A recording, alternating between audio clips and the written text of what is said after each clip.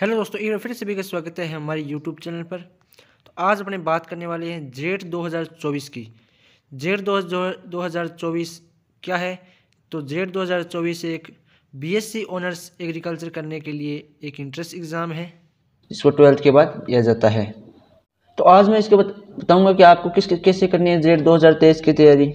आपको कोई कोचिंग नहीं करनी पड़ेगी, आपको कोई पैसा लगाना नहीं पड़ेगा और बिना किसी ऐसे फालतू बुक्स पढ़नी पड़ेगी। मैं आपको आज बिल्कुल स्ट्रिक्ट और ट्रिक की पढ़ाऊंगा, ऐसे बताऊंगा कि आपको कैसे पढ़ना है, आपका कैसे सिलेबस कंप्लीट होगा, कितने दिनों में होगा और आपको कितने क्वेश्चन आ पाएंगे। अब भी देर नहीं हुई है और आज ही पढ़ाई शुरू करें। सबसे पहले आप एक काम करिए, ओल्ड पेपर उठाइए। अगर आपके पास ओल्ड पेपर है तो बहुत बढ़िया, अगर नहीं है तो आप यूट्यूब, गूगल या फिर अपने किसी दोस्त से या किसी कोचिंग सेंटर से या कहीं भी से प्रोवाइड करके और 2010 से लेकर 2022 तक के क्वेश्चन पेपर देखिए और उन क्वेश्चन पेपरों में चैप्टर वाइज क्वेश्चनों को छांटिए। जो क्वेश्चन जिस चैप्टर से आया है उसको लिखिए। हर चैप्टर वाइज एक लिस्ट बना लीजिए कि इस चैप्टर से ये क्वेश्चन आया है और इसके बाद, और इसी तरह एग्रीकल्चर, बायोलॉजी, केमिस्ट्री के चैप्टर वाइज पढ़ें। जैसे आपने आज एग्रीकल्चर का पहला चैप्टर पढ़ा और आपने देखा कि इस चैप्टर में से ये क्वेश्चन आए हैं और इस चैप्टर में से जो क्वेश्चन आपको आ रहे हैं तो अच्छी बात है। और आप एक काम करिए ना, इस चैप्टर में जितने आप क्वेश्चन बना सकते हैं बनाइए। अगर आप क्वेश्चन नहीं बना सकते तो आप कहीं से डीपीपी एक्सरसाइज प्रोवाइड कराइए। अगर आप नहीं करा सकते तो हमारे इस वीडियो के कमेंट बॉक्स में आप कमेंट करके बताइए कि हमें डीपीपी चाहिए, एक्सरसाइज चाहिए। अगर आपके पास नोट्स नहीं है तो भी हम प्रोवाइड करेंगे। और इसके बाद बताता हूँ आप लोग, इसी तरह आप एग्रीकल्चर, बायोलॉजी, केमिस्ट्री के सारे चैप्टर पढ़िए और इसी तरह क्वेश्चन चेक करिए कौन कौन से आपको आ रहे हैं। इसी क्वेश्चन बनाइए, डीपीपी रोजाना हाथों हाथ उसकी डीपीपी एक्सरसाइज सभी सोल्व करें तो आपको पता चलेगा कि मेरा कितना पढ़ा हुआ याद रहता है, नहीं पढ़ा हुआ। अब आप दोबारा उसको रिवाइज करिए। नहीं आ रहा जो कॉन्सेप्ट आपको नहीं आ रहा था हमें इस वीडियो के नीचे कमेंट करके बताइए। इस चैनल पर आप नए हैं तो सब्सक्राइब कर लीजिए और आपको जो भी एग्रीकल्चर, जेट, आईसीआर, बीएचयू कोई भी डाउट हो तो आप इसमें कमेंट करिए।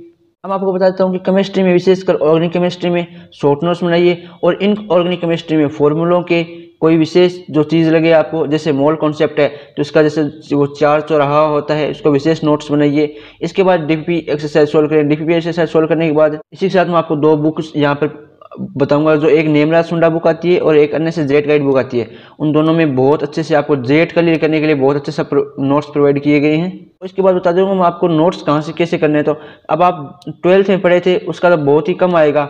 इसके बाद आपको जो 12th की एनसीईआरटी जो बायोलॉजी स्ट्रीम से होती है वो पढ़िए, केमिस्ट्री के वो पढ़िए, एग्रीकल्चर का अपने पास होती है, बायोलॉजी की अपने पास होती है और केमिस्ट्री की भी आपको जो मैथ और बायोलॉजी में केमिस्ट्री लगती है वही पढ़नी पड़ेगी आपको पूरी पूरी।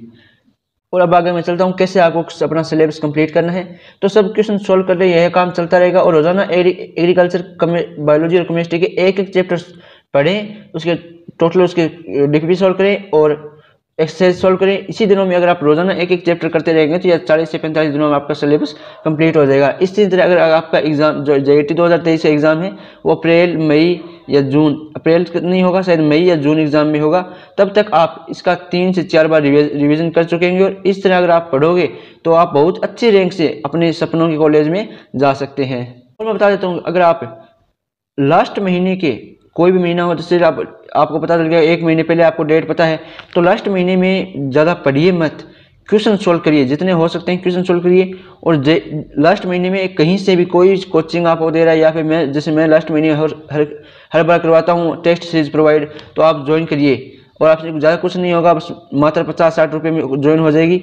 उसमें बहुत आपको फायदा होगा क्योंकि उसमें प्रीवियस क्वेश्चन भी होंगे और नेक्स्ट ईयर आने वाले इंपॉर्टेंट क्वेश्चन भी होंगे।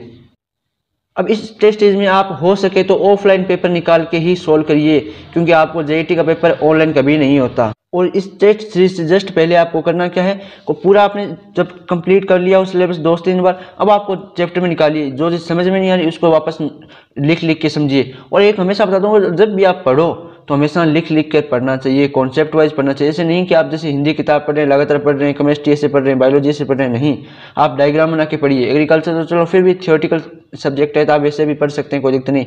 उसमें भी अगर आपको किस में याद करनी है लिख के पढ़िए, कितनी इसका टेम्परेचर है, कितने इसके बीज दर है, कितने उसमें उर्वरक खाद डालना है, तो उसको लिख कर देखिए, फिर आपको याद होगा। बायोलॉजी में तो जैसे सेल बायो, तो उसमें डायग्राम बना कर देखिए, आपको कभी वापस नहीं भूल पाएंगे। अगर आप किसी वापस आपको पढ़ाना पड़ जाए तो भी आप पढ़ा सकते हैं, इतना हो सकता है। और जैसे इसमें मेन चैप्टर है, जैसे एक आपको है वो इन्वायरमेंट वाला, और कई कई इसमें चैप्टर्स जो जिसका ज़्यादा वेटेज है वो पहले करिए। इसी तरह आप ये पूरा सिलेबस कंप्लीट कर लेंगे तो उसके बाद टेस्ट ज्वाइन कर लेंगे। इस तरह आपका पूरा शेड्यूल सिस्टम हो जाएगा। अब जब भी आप टेस्ट सीरीज ज्वाइन करें तो आप करना क्या है कि ऐसे माइंड सेट लेके चलिए कि मैं जैसे एग्जाम में बैठा हूँ, जितना क्वेश्चन आए उतने करिए, पर गलत मत करिए, तुक्का मत मारिए, क्योंकि इसमें जो नेगेटिव मार्किंग होती है वो बहुत पीछे लेके जाती है आपको।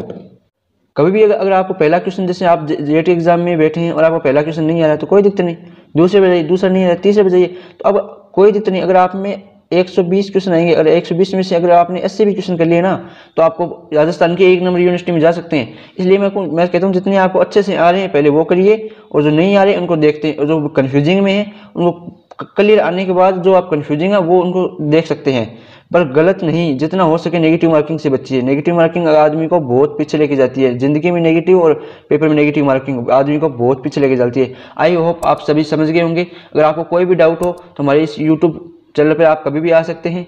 अब एक बार विजिट जरूर करना, और चैनल पर नए हो तो सब्सक्राइब करना, वीडियो अच्छा लगे लाइक करना। अब और जो भी तैयारी कर रहे हैं घर पे उनको ये वीडियो प्रोवाइड करना, सभी दोस्तों के साथ शेयर करना। मिलते हैं नेक्स्ट वीडियो में ऐसी वीडियो के साथ। जय हिंद, जय भारत।